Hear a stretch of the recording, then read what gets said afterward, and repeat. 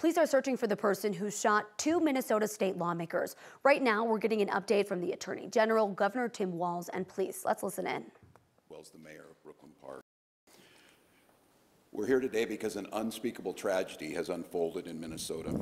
My good friend and colleague, Speaker Melissa Hoffman and her husband Mark, were shot and killed early this morning in what appears to be a politically motivated assassination. Our state lost a great leader, and I lost a dearest of friends. Speaker Hortman was someone who served the people of Minnesota with grace, compassion, humor, and a sense of service. She was a formidable public servant, a fixture and a giant in Minnesota. She woke up every day determined to make this state a better place.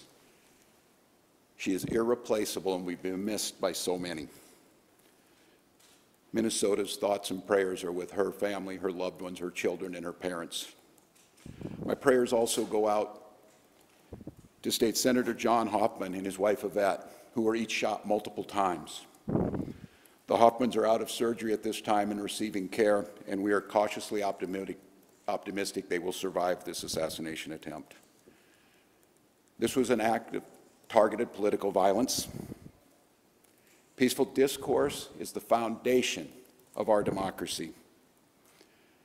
We don't settle our differences with violence or at gunpoint. In the state of Minnesota, and as recently as last week, in the most closely divided state legislature in the country, we sat down, we worked things out, we debated, we shook hands and compromised, and we served the state of Minnesota together. We proved that it's possible, even in these politically charged times, to find compromise and adhere to the principles of democracy and civil discourse. We must all, Minnesota and across the country, stand against all forms of political violence. At this precipice moment we're on, this tragic act here in Minnesota should serve as a reminder to all of us.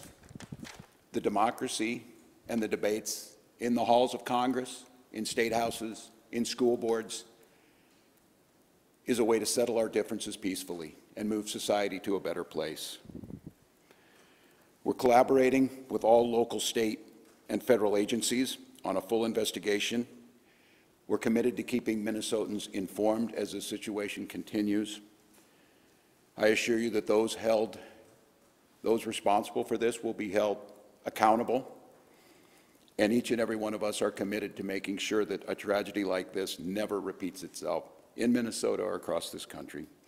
I'd now like to turn it over to my public safety team to fill you in on the specifics of this ongoing investigation. Thank you, Governor, and thank you everyone for being here today. My name is Drew Evans, and I'm the superintendent at the Minnesota Bureau of Criminal Apprehension. I want to start by just expressing our deepest sympathies to the communities, the family, the friends, and everybody that cared about the individuals that were gunned down today. When we have individuals like this in our political leadership, they're not only political leaders, but they're members of the community, well-known members of the community, that the tragedy in a situation like this is not only for them, their friends and families, but us collectively, the communities they represent, us as a state of Minnesota as a whole. About 2 a.m. this morning, there was an original call in the city of Champlin where there was an individual that had shot Senator Hoffman and his wife. Police responded to that location. They were dealing with that and working through that process overnight.